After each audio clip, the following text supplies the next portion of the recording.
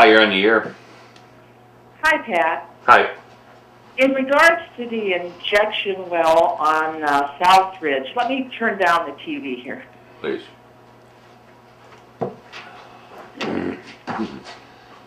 I would like to ask the Conneaut City Manager and the Law Director to contact the Auditor of the State of Ohio or the Attorney General's Office as to how the ODNR Gas and Oil Division is funded. I was told by the Ohio EPA that the ODNR Gas and Oil Division is totally funded by the severance tax for oil and gas and the gas and oil fees. The Ohio EPA cited Ohio Senate Bill 165. During the Strickland administration, the general fund was dwindling, so the funding was shifted to fees and taxes from the oil and gas industry. A new Ohio House Bill 375 is soon to be voted on. If this is indeed how the ODNR Gas and Oil Division is financed, it is unethical and a conflict of interest and possibly illegal to fund a department which has the sole decision on gas and oil permits and enforcement. How can the ODNR protect the environment and the citizens' rights when they are funded entirely by the industry they are supposed to regulate? Wouldn't this be like paying for the decisions the oil and gas industry wants? Okay, well, he can check into it. Certainly, we don't have an answer on that. I mean, actually, I would call your representative, Mr. Patterson, because obviously he'd be able to get more of the answers than I would, because they, in essence, work for him. Job to do this for the citizens. Well, I think that's job. well, Mr. Patterson works on wait. Mr. Patterson works on behalf of the citizens. You elected him to the state to represent you, which the Attorney General and that bureau is a state bureau. So I would ask him to look into it. We hired you to. You hired me to run the affairs of the city. And this is a decision of the city, so I think it's the city's responsibility to look into this. Well, we honestly, for us, how they're funded is up to the state. I mean, whether if you've already said they're funded by fees, which most agencies are, they're funded by fees and those types of things. Well, they're deciding on our injection well, and they're getting all their money from oil and gas. What decision are they going to make but saying, let's put it in? Oh, if it meets the criteria, yes, they will approve it. I mean, that's the bottom line. If it meets the criteria of the Bureau, they will approve that permit. That's why you have the objection period, to state quantitatively with empirical data to say it is a bad thing and here's why, and then let them decide. But how they're funded, you know, most agencies do charge fees just as the city does. But the fact that they're entirely funded by the oil and gas industry, if you were getting your salary totally by the city of Conneaut, who would you represent? I guess I'm not following the question. Yeah, you know, we can't spend a whole lot of time on this because we have other calls coming in. Thank you. Yes. Okay.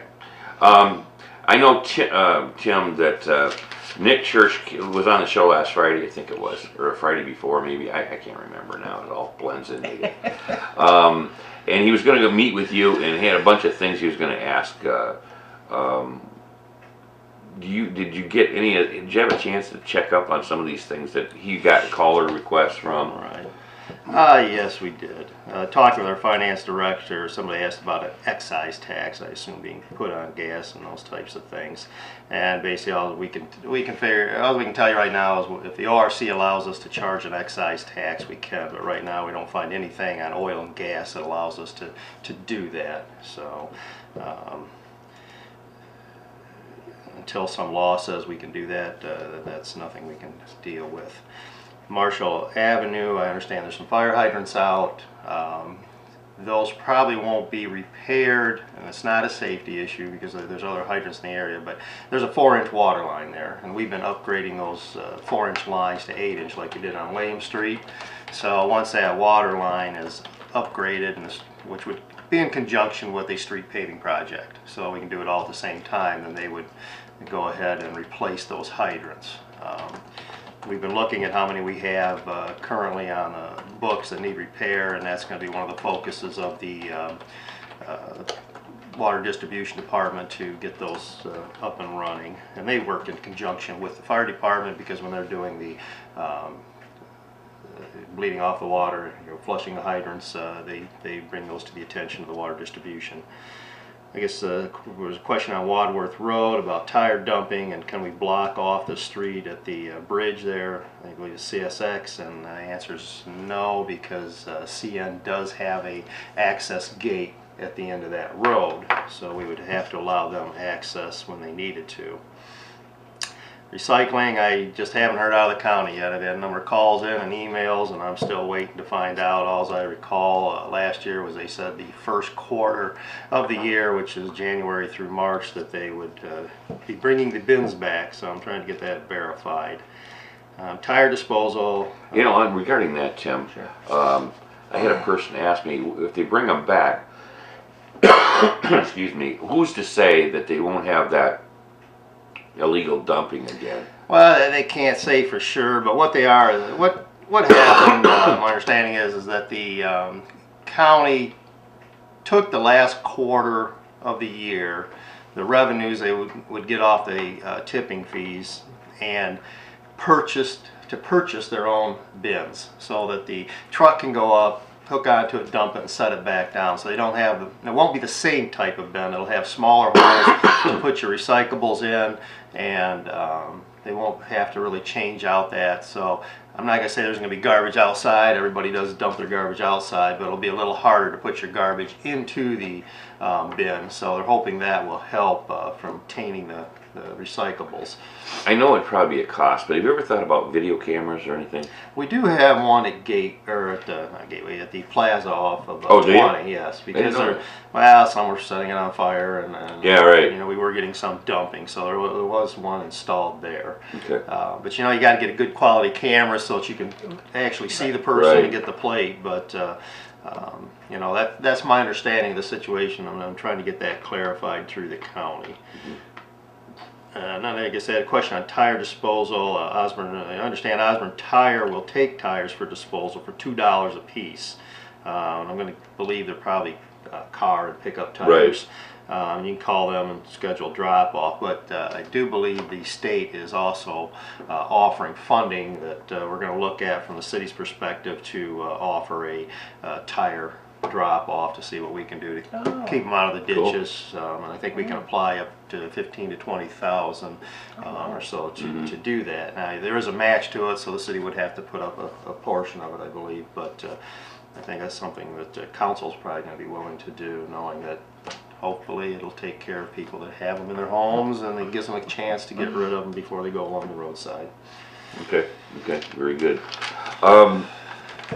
Of course, I thought you had a pretty good meeting the other night. You had covered a lot of stuff. It was longer than normal, but you had a long presentation there.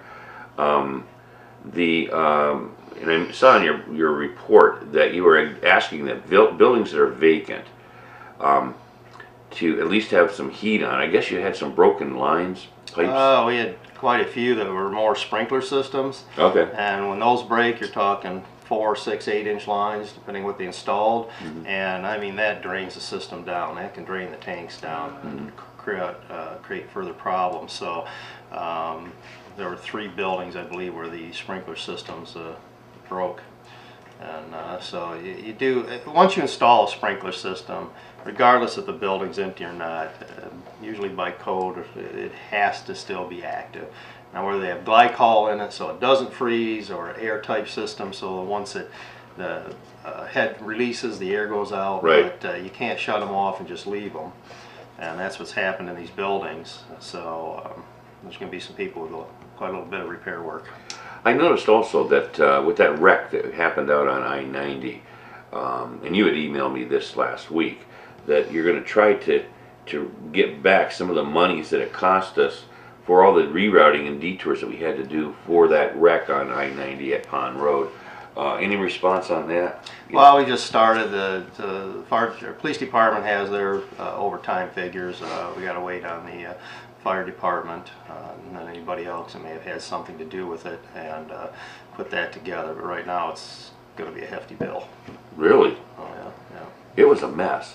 Were you in town that day? Oh, yes, twice. I had funeral, calling hours on Thursday, Yeah. funeral dinner to do on Friday, so I had to come into town, Yeah. back and forth, yeah. And I'll tell you what, it was handled very well. Oh, yes. But it was just, it was just a mess because you had to wait and see which car is going to be able to go through and vehicle, and it was bad. I got an email about an hour after this happened, and this gal said there's a lot of detour traffic coming into town. So it was basically coming onto 20, right, and then zooming into Right. downtown. Well, and the one thing we don't know right now is they did do their inspection. We haven't heard whether it's something they can fix or something Right. they're going to have to tear down again. And then if they have to demo it, then you're going to be back at trying to route traffic, obviously, back through 20 to, well, that's going on. And In that meeting the other night regarding the injection wells, Tim, they were talking about brine, and brine's supposed to have some kind of chemicals in it that are not good for you. well, I wouldn't drink it. No, no. But we use that, don't we, to cut down dust? Well, yeah, we use a salt brine, and again, probably what we'll have to start doing if we continue the practice is to say, give us some type of a, I suppose you really should have a MDS sheet on it to say what's in it in case somebody does come in contact with us. That may be something we're going to have to question the suppliers on and say, do you have an MSDS sheet now that shows what's in there? So hopefully that'll happen. I didn't know any of that stuff until that meeting, and I learned a lot that came out.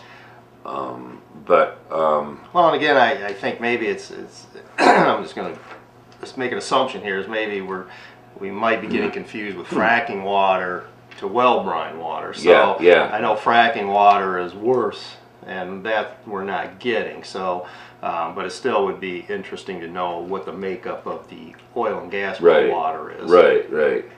Got this from Dave Campbell. Good morning, Tim and Patrick. He always calls me Patrick. I understand the city recently established a 15-ton weight restriction on secondary roads. In theory, a great idea, especially in the early spring when the frost is working out of the ground. My question is, does the city exempt or restrict residential trash hauling companies or local contractors from traveling these roads who have gross vehicle weights of 80,000 pounds? Is there a plan in place to provide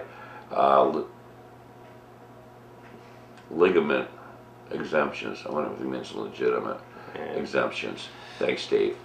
Well, at this point, we talked to an individual out there that has equipment, and that was his recommendation. So it wasn't a city recommendation. We talked to an individual at this point, and he said he thought the 15-ton limit would cover everybody. If there is a problem, then we can relook at it. But at this point, we set the limit to 15-ton. So Has that been passed? Or is that... yes. Okay. Council usually doesn't pass the traffic control orders. They read it into the record. Okay. So council, recommended. We talk to the individuals that have, Mr. Pachowski's excavation, and he's got heavy equipment. Say, what would be a legitimate weight? I know that was a concern of yours. You said you didn't want to cause a problem with businesses and that stuff, and I thought that was a good thing. And, you got farm equipment, which I don't know what it weighs. I used to work in the farm industry, but I don't remember what combines and tractors. They can weigh a ton too. So, but again, we said, okay, is this going to work? Now, if the trash hauler came up and said, look, this isn't going to work for us, then yeah, we'd revisit it. It's a simple go to a council meeting, readjust it, and then we go from there. But based on what was going on with the injection well, we acted as expeditiously as we could and did what we thought was right at this point in time. So I'm sure something is always going to be awry, but we'll fix it. Hi, you're on the air.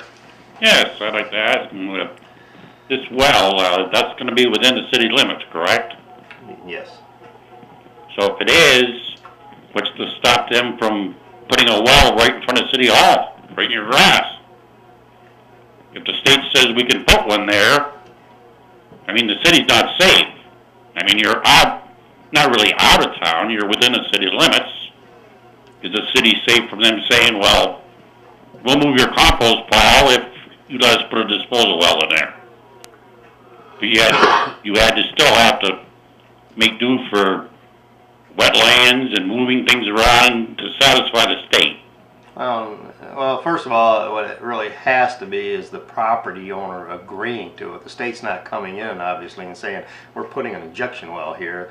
When the applicant contacts a property owner to ask if they, well, just like with an oil gas well, well, you let us drill on your property, and then it's up to the property owner. They say, no, you're not going to have an injection well. You have to get permission. Correct. So basically what you have right now is a property owner that's saying, you can use my property for an injection well, and obviously he's going to profit from that.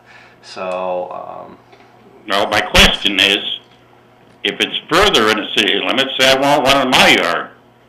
well, you just won't have it on your yard unless you give them permission to have it on your yard. Right, but I have that option, and you can't stop me? I don't know. I mean, right now there is a court case going before the Supreme Court that is going to address home rule. Now, I know there's probably an ordinance that I can't drill my own water well.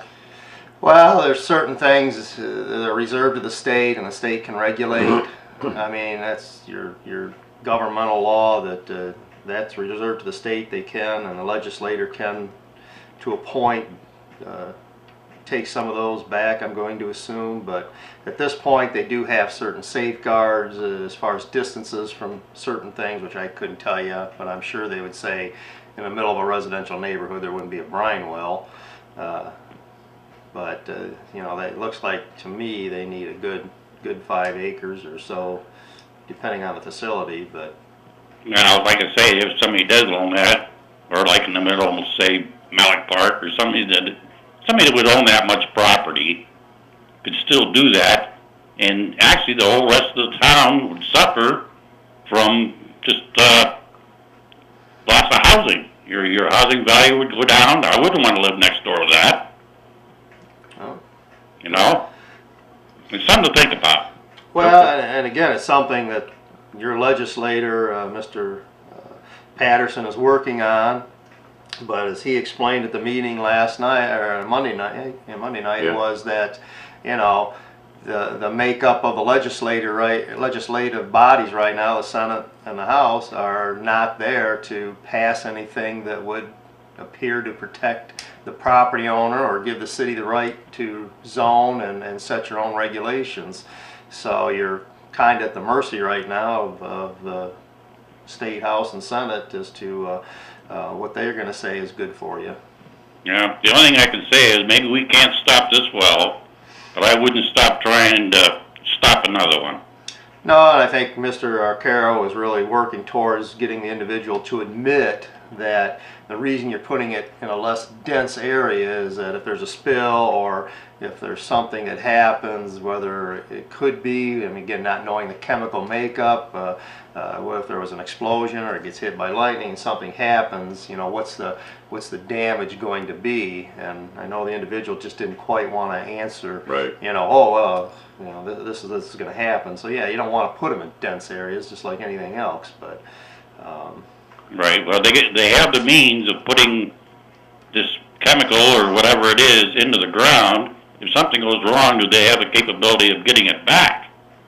If something is wrong, I'll bet you a nickel they don't. well, you can if the sandstone's sucking it up like a sponge. Yeah, there you go. You know, no telling where it's going after it's gone. No, you Yeah. don't.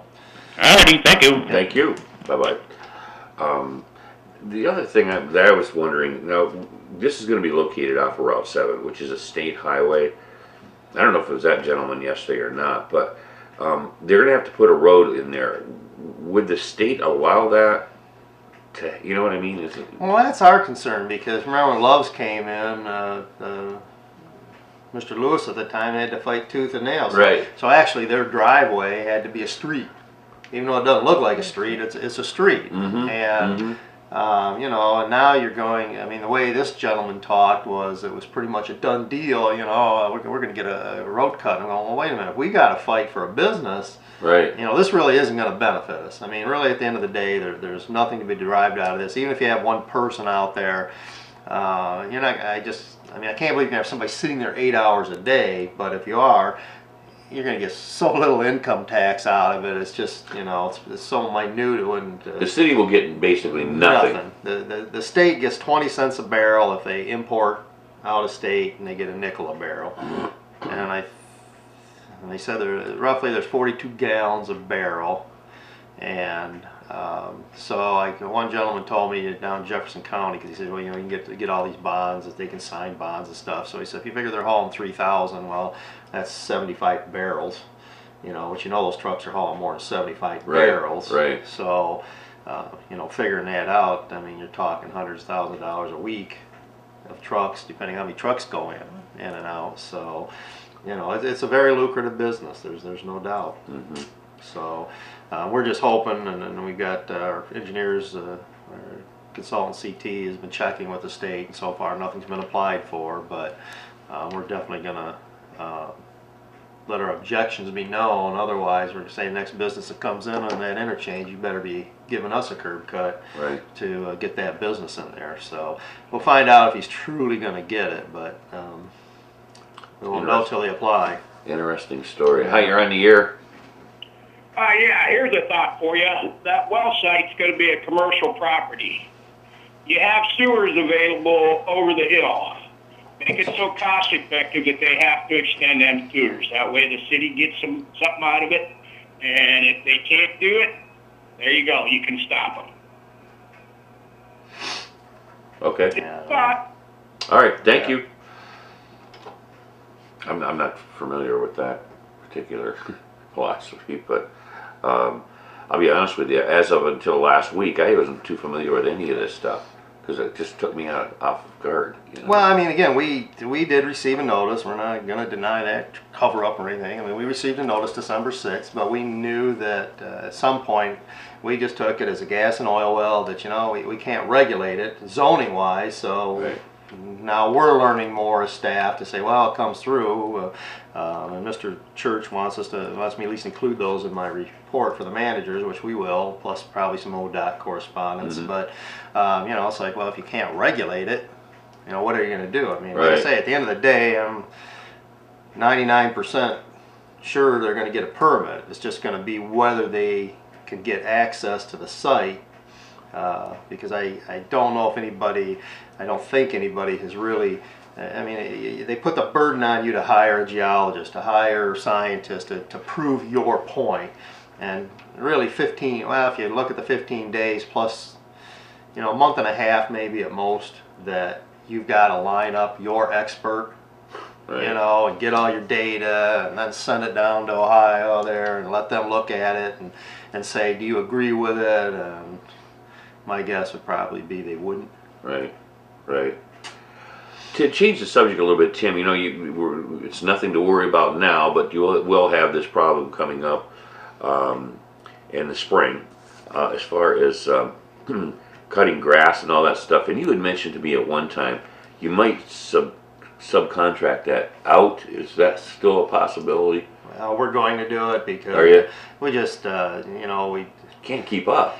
Well, you know, trying to do it in-house, that was our mistake. I mean, again, you try to use your resources, but again, it doesn't work because you got other things that are more priority, and you can't let the grass get 2-3 foot high. Then you got to have a brush hog and everything. So basically, what we're going to do is this is the way the process will work. The property owner will receive a notice. They have 10 days to mow it. If they don't, well, the zoning manager will call our vendor. They'll go out and mow it, and then we'll bill the owner. Okay. Goes up 6 inches again, we'll send a second notice. We'll go to mow it if it's not done on the 11th day, and then they're going to go to court. The law department will proceed to get a court date and bring them into court, at which time then we're going to ask for restitution. you know, with the cost plus our administrative fees, and go from there. So that's going to be the process. So you really ought to be able to see that.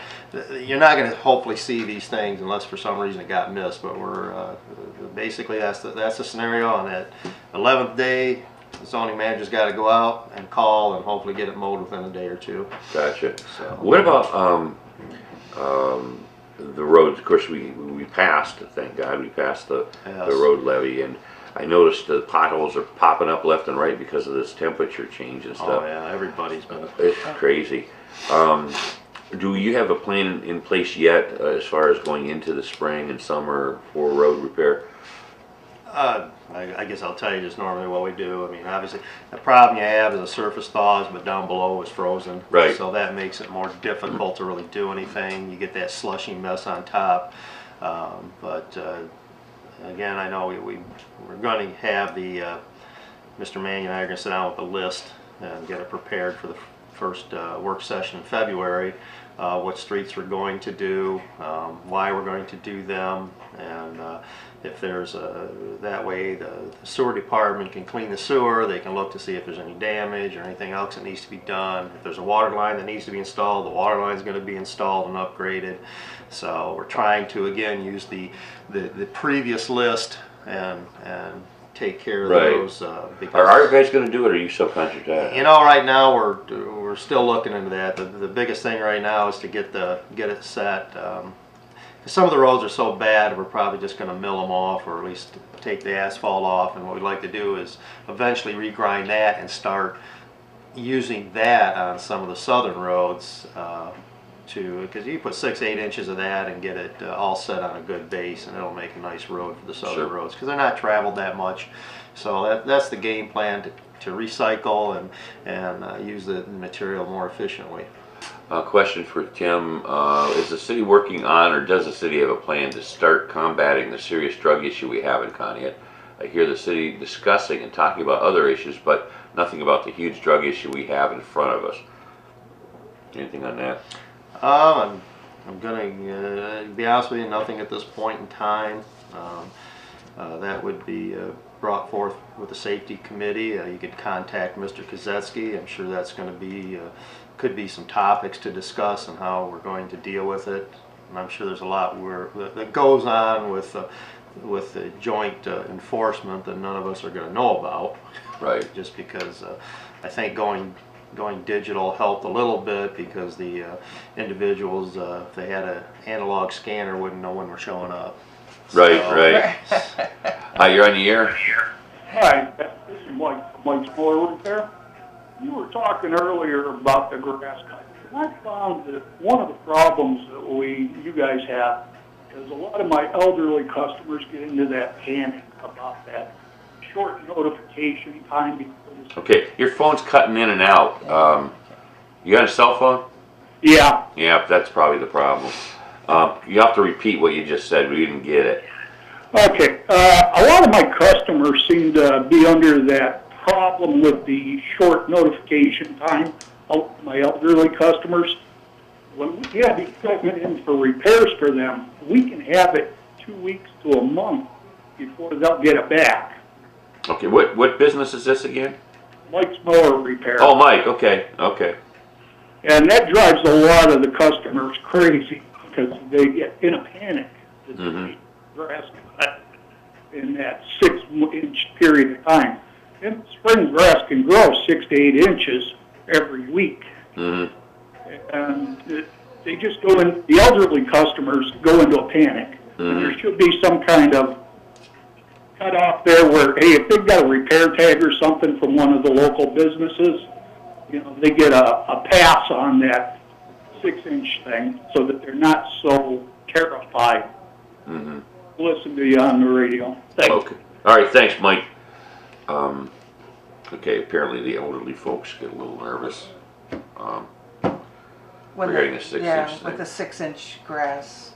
Because the elderly ones that can't, like, they have their mower in for him to repair. And it takes them And 2 it weeks. takes him 2 weeks to get it back to them, and then they get nervous. They're going to get fine because. We gotta the- fix them more faster. I don't know. No, I mean. Come on, Mike, get those mowers Yeah, I mean, fixed. gee whiz. Maybe you could sell them a new one. Well, I think that's why you send them the first notice, and then they can call and say, hey, you know, Yeah. and then they're not gonna. I mean, we're all adjusting here, for Christ's Yeah. sake. Don't call in now and say manager says tough noogies. I mean, But basically, I mean, if a homeowner called us and said, look, my mower's in, it's coming. Exactly. Right. But I mean, I would hope Yeah. maybe even could you have your neighbors help you out, because even if you get Right. your mower back, I mean, we all know, I mean, 6 inches of grass is tough on a mower. And by the time you get it back, that 6 might be 8 inches, but. Well, that's what he's saying, you know, it could be yeah. a week and you could get 6 to Well, 8 if inches that of comes grass up, in a I'm sure week. Tim's gonna listen. Well, and that's Oh, what yeah. he said, that's why they Yeah. send them the first notice and then the Right. second notice and Well, they can what call. happens the first notice, we do go out and mow it. I mean, Right. we'll have a vendor that mows it, which is far cheaper than what we do. I mean, we have to charge $150. Yeah. The vendor might charge 25 or 30. And the neighbor could do it for 5. Well, and I mean, that's kind of what community's about. If you see your neighbor having trouble, why don't you, gosh, lend a helping hand for God's That sake. happened in my neighborhood where this house at the end of the street, I think you and I had talked about it. It was not mowing. Well, the neighbor of that house, because it was foreclosed or whatever, went over and mowed it. And I'll tell you what, it made a big difference. And he did that as a volunteer. He was just being a nice guy, you know. Oh, yeah, I mean, Well, it makes your house look nicer. It and does. you don't have all the animals and. I mean, I looked at one stuff in there. community that years ago I was looking at an interview for, and it was a smaller community, but they basically went and mowed. They didn't care; they just mowed. Because I drove that whole community, I could not find one house that had high grass that was vacant or anything. Everything, and I mean, it does. It makes your community really look nice. So absolutely. that's why we're trying to really push. So. But if your mower's down, I mean, let us know. Yeah. Gee, the guy's going to have it fixed. He's going to have it by this date. But obviously, I mean, hopefully, it's, somewhere something's got to happen. But we'll try to work with you. Hi, you're on the air. Good morning, Pat. It's Maisie McFadden. Hi, Maisie. I have 2 questions this morning for the city manager. Sure. First, I'd like to know if South Ridge Road East is going to be posted for no heavy traffic. And second, I would like to know what is going on with the commercial business that's being operated out there in an agricultural and residential area. And I'll hang up and listen. Thank you. Thank you, Maisie. Well, I guess on South Ridge, all the roads, what we're looking at, is, at least for weight limits, is that they'll be posted at the city limits and roads entering into the city. Right. So that's where they'll be posted. So that way it'll catch anybody driving on those roads, which we got to order the signs and get them installed and all that. The commercial business, I can only assume maybe you're talking about Mr. Pachowski's excavation business, which I believe they're going to the Zoning Board of Appeals, I want to say this week, for a hearing. But she could check with the zoning administrator, because my guess is they would have gotten a notice, because now, even though our ordinance doesn't call for it, over the last couple of years we've been notifying adjacent property owners, because all it really calls for is throw in the paper, and we don't think that's really a fair way to do it. So but that's my understanding if that's the business that she's talking about, which I believe it is. Hi, you're on the air. Hello? Hello, Pat. Hello? Hey, city manager, Tom. Tim. What about the ditching out here? I thought you had that going. Where are you at now? Keefus Road, isn't it? Yeah, but I've been saying South Ridge. It's all that Gun Bar's old pond. That gets all flooded there. It just floods a lot there. You should get that going more. Okay. Sure, we will. Okay. I know they were working up through November, still ditching whenever they could. And right now the weather's not conducive for that. No, but you're looking again, 22 miles worth of roads that they're doing. Yeah, I understand about that. Yeah, but they're continually working on it. That's still another goal, is just keep the ditching and get everything back in order. We know it's lagged. We apologize. I mean, really, and The only explanation we have obviously is just the lack of manpower that we've had, but we are relooking at how we do things and making sure that we are, I mean, once we're even buying a new tractor with a articulating arm for a brush hog, which means now we can mow further back. We can take care of the complaints of sight distance that people are going around corners and can't see, because we'll go back 6-8 feet. We'll take care of it. That's a good purchase right there. Oh yeah. So we've recognized that, and we all sit around in the managers meeting and we discuss it, and we're coming to the conclusion that maybe we're just being a little too frugal. Is that there's just sometimes you have to spend the money, you have to do things, and you know, it's just the burden we're going to have right now, because otherwise, you're right, we're not servicing the residents, the citizens properly, and we have to improve on that. Like I said, that you should have bought that a long time ago. Yep, and we've got one now, and my hopes are that maybe we can get another one down the road, and you know, be able to pull 20-foot wing plows on the bigger areas, and just, we got to look how fast, efficiency, we just got to look how fast we can get stuff, and that does require an investment in equipment. But ODOT has one of them on his tractor. Yeah. And they do all the cutting stuff down at the rest area. Oh yeah, I mean, you do use it to trim trees back, and I'll be honest with you, it's not a pretty way to trim trees, but because it does split the limbs and people get upset. But at the end of the day, it's what we have to do to try to really, take care of the issue as quickly as we can. You can use that on the scale, not the scale, them things. Yeah. Yep. Instead of weed whipping it all the time. Yep. And we're lucky, and we appreciate even CSX, as they are paying us a stipend just to mow some of those areas back, so that we just don't have to send complaints. So, it seems within the community, the businesses, and CSX probably doesn't really have to, but they're being good stewards. So. All right, I catch you later. Thanks, Joe. All right, bye. All right. Hey, all new look city council chambers the other night. Yeah. Wow. I was amazed. Nick did all that, I believe. Yes, he did. Yes, he did. Yeah. Love the pictures. Yeah, the pictures really look nice great. Pictures. Yeah, looks great. Anything else we need to cover, Tim? Nope. Like I said, Everyone coming up. as always, if you have any concerns, give us a call. Sometimes I do miss a call. I apologize, but we do try to get it to the department that needs to address it, because we want to be able to improve our service to the residents also. Sure. And just be patient. Sometimes it takes a little longer to get it, but at times we see what you see. We just have to try to figure out how to schedule it in. Absolutely. Keep up the good work, Tim. Well, we're trying. Thank you for coming in. We'll probably have you back next month, okay? Next month we'll be back again. In February, all right. Every month. Tim Eggleston, and thanks for the phone calls, and thank you, Tim, for coming in.